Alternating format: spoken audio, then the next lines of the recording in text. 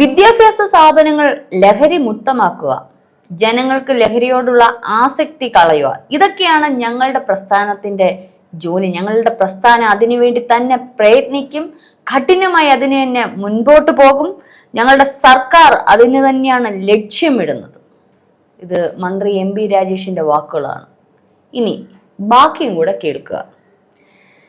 സർക്കാരിന്റെ മുൻ വർഷത്തെ മദ്യനയത്തിന്റെ തുടർച്ചയാണ് പുതിയ മദ്യനയം.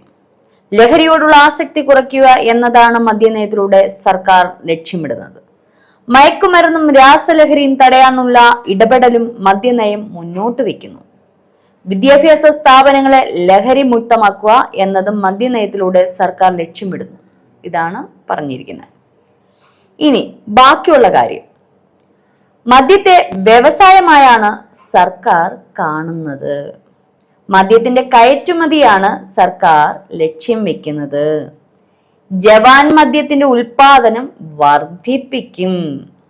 3 സ്റ്റാർ മുതൽ മുകളിലോട്ടുള്ള ടോഡി പാർലർ തുടങ്ങാൻ അനുമതി നൽകും. കള്ളു ഷാപ്പുകളെ ആധുനികവൽക്കരിക്കുകയും നവീകരിക്കുകയും ഞങ്ങളുടെ സർക്കാർ ചെയ്തിരിക്കും. പ്രാകൃതമായിട്ടുള്ള അവസ്ഥയിൽ നിന്ന് മാറ്റി കള്ളു ഷാപ്പുകൾ എല്ലാവർക്കും കുടുംബസമേതം വരാൻ പറ്റുന്ന ഇടങ്ങളായി മാറ്റുകയാണ് ലക്ഷ്യമെന്നും മന്ത്രി പറഞ്ഞിരിക്കുകയാണ്. അടിപൊളി.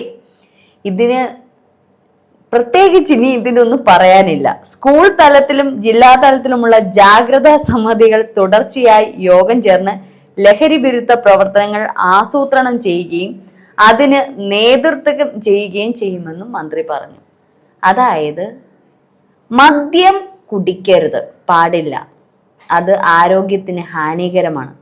എന്നാൽ കുടുംബസമേതം വന്നിരുന്ന് കുടിക്കാം, കുഴപ്പമൊന്നുമില്ല. കള്ളു കുടിക്കുന്നതിനൊന്നും കുഴപ്പമില്ല, ജവാൻ അടിക്കുന്നതിനും കുഴപ്പമില്ല, ഇതിനൊക്കെ പ്രൊമോട്ട് ചെയ്യാം.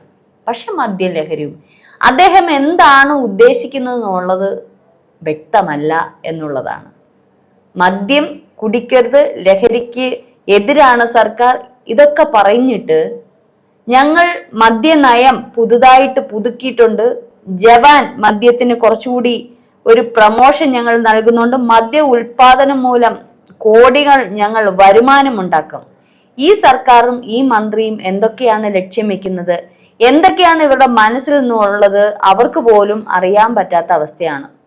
മന്ത്രി MP രാജേഷ് എന്താണ് ഉദ്ദേശിക്കുന്നത്? നമ്മുടെ കേരളം മദ്യത്തിന്റെ കാര്യത്തിൽ വളരെ മുന്നോട്ടാണ്. അത് അദ്ദേഹം പറഞ്ഞ അത് സത്യമായിട്ടുള്ള ഒരു കാര്യം തന്നെയാണ്. മുൻ സർക്കാരുകൾ ഇരുന്ന സമയത്തേക്കാളും അന്ന് നമുക്ക് നന്നായിട്ട് അറിയാം, ഉമ്മൻചാണ്ടി സർക്കാരൊക്കെ ഇരുന്നപ്പോൾ ഷാപ്പുകൾ ഉൾപ്പെടെയുള്ളത്, അതായത് ബിവറേജസ് ഉൾപ്പെടെയുള്ള പലതും നിർത്തലാക്കിയിരുന്ന ഒരു ഘട്ടമുണ്ടായിരുന്നു. കാരണം ഒരു വിഭാഗം മലയാളികൾക്ക് മദ്യത്തിന്റെ ആസക്തി കൂടുന്നതുകൊണ്ട് പല കുടുംബങ്ങളും തകർച്ചയിലേക്കാണ് പോയിക്കൊണ്ടിരുന്നത്. അങ്ങനെ അത്തരത്തിൽ ഒരു സർക്കാർ നമുക്കുണ്ടായിരുന്നത്. അന്ന് എവിടേക്കോ എന്തൊക്കെയോ തുറന്നു എന്നതിന്റെ പേരിൽ ഇതേ പാർട്ടി കൊടിയും പിടിച്ച് കുറെ ജാഥയും കുറെ ഇതൊക്കെ നടത്തിയിരുന്നു, അന്ന് സമരങ്ങളൊക്കെ നടത്തിയിരുന്നു. അതേ സർക്കാർ പിന്നീട് ഈ രണ്ടാമത് പിണറായി സർക്കാർ വന്നപ്പോഴും ഈ പറഞ്ഞതുപോലെ ഇത്തരത്തിലുള്ള സ്ഥാപനങ്ങൾ വർദ്ധിക്കുന്നതല്ലാതെ കുറയുന്നില്ല. ഏറ്റവും അധികം ഓണത്തിനൊക്കെ വിറ്റഴിച്ച് ഏതൊക്കെ ജില്ലകൾ മത്സരമാണ്, ഏറ്റവും കൂടുതൽ മദ്യം വിറ്റഴിച്ചിട്ടുള്ള ജില്ലകൾ കൊല്ലമാണ്, എറണാകുളമാണ്, അല്ല തിരുവനന്തപുരമാണ്.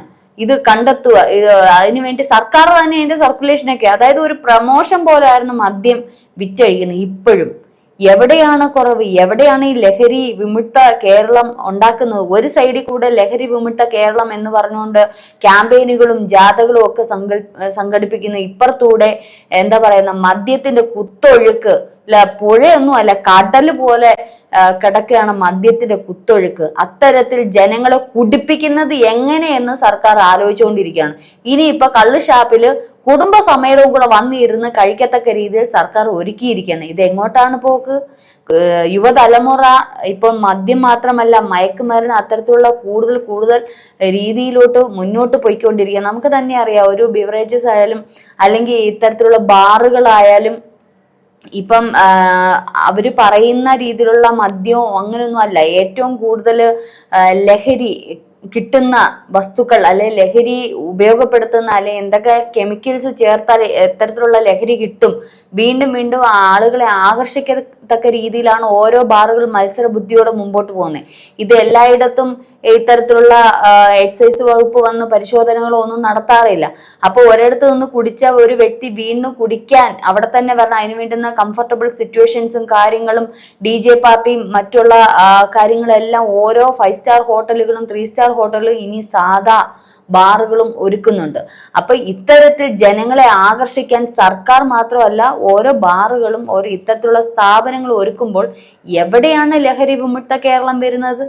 MP രാജേഷ് എന്താണ് ഇതുകൊണ്ട് ഉദ്ദേശിച്ചിരിക്കുന്നതെന്നുള്ള അദ്ദേഹത്തിന് പോലും മനസ്സിലാവുന്നില്ല, അദ്ദേഹത്തിന്റെ പാർട്ടിക്ക് പോലും ചിലപ്പോൾ മനസ്സിലായെന്ന് വരത്തില്ല, സർക്കാരിന് പോലും മനസ്സിലാവുന്നില്ല, ഈ കേൾക്കുന്ന ജനങ്ങൾക്ക് മനസ്സിലാകുന്നില്ല.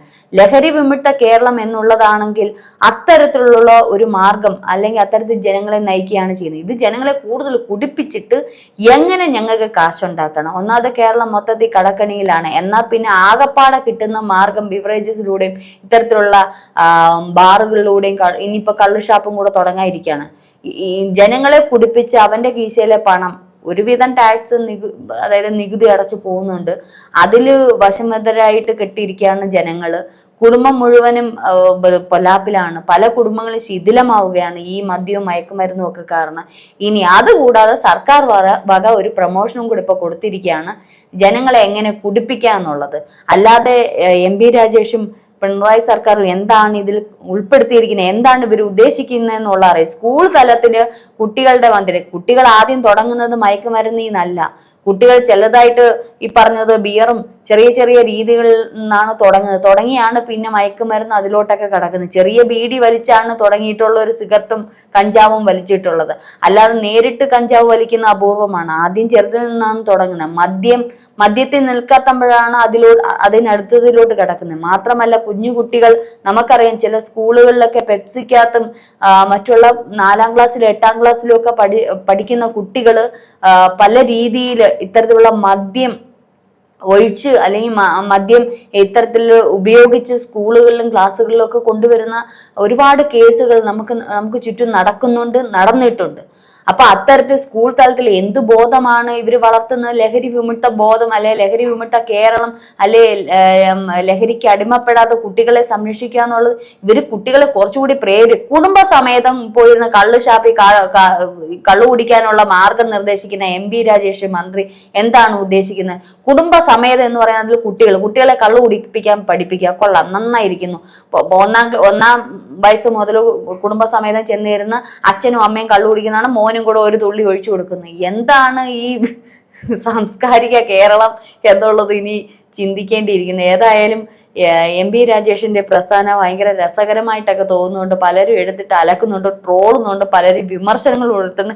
പുള്ളിക്ക് മൂള പോയിട്ടുണ്ടോ എന്നുള്ളതാണ്. ഇനി പുള്ളിയുടെ മാത്രമായിരിക്കത്തില്ല ഇതിന്റെ പിന്നിൽ. ഇപ്പൊ ഒരു പ്രസ്ഥാനം ഒരു മന്ത്രി ഇറക്കുമ്പം അതിന് പുറകെ ഉള്ളവര് അത് നന്നായിട്ട് പഠിക്കാതെ എന്തായാലും ഒരു പ്രസ്താവനയൊന്നും ഇറക്കത്തില്ലല്ലോ. അപ്പം സർക്കാരിന്റെ ഉദ്ദേശം ഇതൊക്കെയാണ്. ലഹരി വിമുക്തമൊന്നുമല്ല, അവർക്ക് ഇത് ഇത്രയും കിട്ടണം. അത് ആര് മദ്യത്തിന് അടിമയായാലും ആര് നശിച്ചു പോയാലും ജനങ്ങൾ നശിച്ചാലും കുടുംബം നശിച്ചാലും അവർക്കൊന്നും ഇതില്ല. കേരളം മൊത്തത്തിൽ കടമാണ്. ഇനി കേന്ദ്രത്തിലോട്ട് ചെന്നാൽ അവർ ഇങ്ങോട്ട് ആട്ടിപ്പായിക്കും. ഇനി കാശും ചോദിച്ചുകൊണ്ട് അങ്ങോട്ട് ചെന്നാൽ അവര് വടിയെടുത്ത് വീശി ഇറങ്ങിപ്പൊയ്ക്കോളാൻ പറയും. ഇനി ആകപ്പാടെ ഉള്ള ഇത് ചിക്കിളി കിട്ടാനുള്ള മാർഗം ജനങ്ങളെ കുടിപ്പിച്ച് കിടത്തുക, അവരുടെ പോക്കറ്റിലെ കീശയിലുള്ള പണം അടിച്ചു മാറ്റുക. ഇനി അടുത്തത് അതാണ് പണി. ഇനി അതിനകത്ത് എത്ര കുഞ്ഞുങ്ങൾ പെടുന്നുണ്ട്, എത്ര കുടുംബം തൊലയുന്നുണ്ടെന്നുള്ളത് കണ്ടറിയാം.